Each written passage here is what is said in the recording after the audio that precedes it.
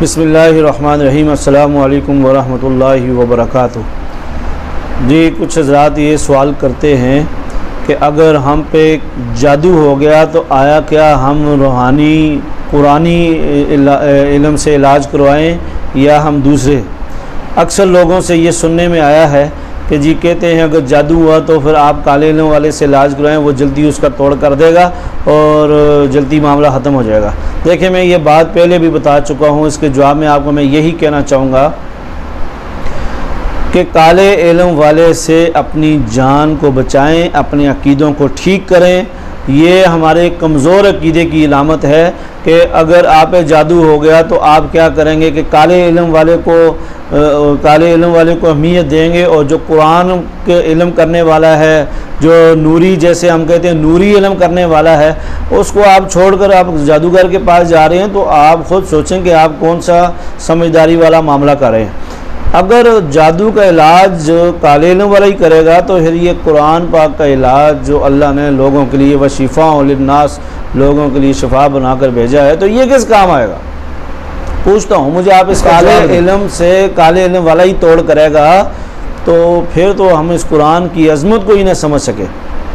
تو یہ اس قرآن کی بہت طاقت ہے، اور کہتے ہیں جی یہ قرآن آہستہ آہستہ عمل کرتا ہے اور جادو تیز تیز کرتا ہے۔ بھائی شیطان والے کام تو جلدی مشہور ہوتے ہیں۔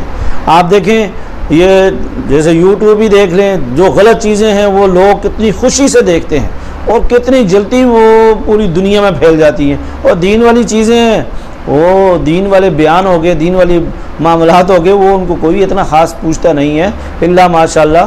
تو بہرحال ایسے ہی آپ ان چیزوں کو ذہن نشین کریں۔ قرآن بہت بڑی طاقت ہے۔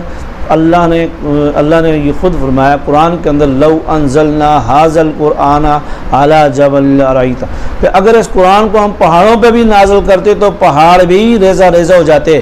تو اس قرآن کے اندر اتنی طاقت ہے، تو پھر ہم غلط علم والوں کے پاس کیوں جائیں جو ہمارے قرآن کو غلط طریقے کے ساتھ استعمال کر کے وہ یہ عمل بناتے ہیں، تو ہم انہی کے پاس جا رہے ہیں۔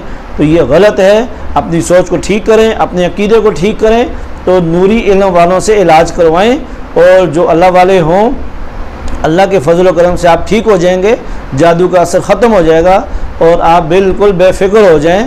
یہ بات ذہن سے نکالیں، جو لوگ آپ کے ذہنوں میں یہ بات ڈالتے ہیں ان کو بھی یہ بات سمجھائیں کہ قرآن ایک بہت بڑی طاقت ہے، قرآن ایک بہت بڑی قوت ہے، یہ ایک اللہ کی آسمانی کتاب ہے اور یہ ایک معجزاتی کتاب ہے۔ آپ اس کو پڑھ کر دیکھیں، آپ دل و دماغ سے پڑھیں تو آپ کو رونا آتا ہے، اور اللہ پاک اس کے ایک ایک لفظ پہ آپ کو ایک نیکیاں عطا فرماتے ہیں۔ تو آپ خود بتائیں، کوئی کتاب ایسی بتائیں جس کے پڑھنے پہ اللہ نے اور اللہ کے رسول صلی اللہ علیہ وسلم نے ثواب رکھا ہو یا فضائل رکھے ہوں، تو ایسا کوئی بھی نہیں۔ تو یہ کتاب سب سے افضل کتاب ہے۔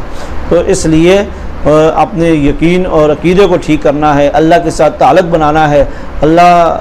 پہلے تو اللہ ہمیں جادو کے معاملوں سے محفوظ رکھے اور ہر طرح کے روحانی مسائل سے محفوظ رکھے۔ تو اگر جادو ہو جائے تو آپ نوری علاج کروائیں، کیونکہ وہ نوری جو علاج کرنے والے حضرات صحیح جو ہوں گے وہ کبھی بھی آپ کو اپنا گاہک نہیں بنائیں گے، وہ آپ کے ہمدرد ہوں گے، کیونکہ انہوں نے دین پڑھا ہوگا اور ان کے اندر ایک احساس ہوگا، ہمدردی ہوگی، اور وہ اپنے ایک صحیح علم کے ساتھ، اللہ کے قرآن کے علم کے ساتھ آپ کا علاج کریں گے۔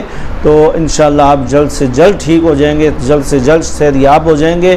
تو اس لیے جو ہے نوری علم والوں کو سے آپ علاج کروانے سے آپ یہ نہ کہیں کہ یہ علاج بہت سلو ہے، بہت آہستہ ہے، یہ ہے وہ ہے، نہیں۔ آپ یقین کریں، یقین اگر آپ کا مکمل ہے، یقین ہے، کامل ہے۔